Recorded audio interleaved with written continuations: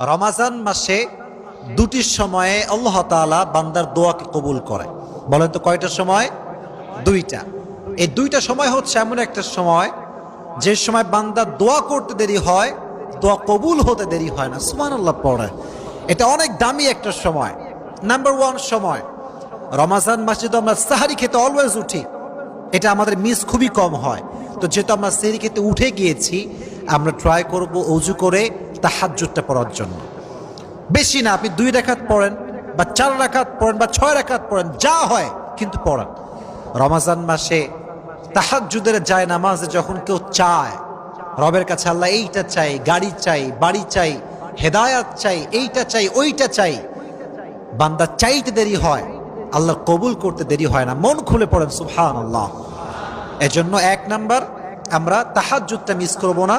তাহাজ্জুদের সময় আল্লাহর কাছে বারবার আমাদের চাওয়া পাওয়াগুলো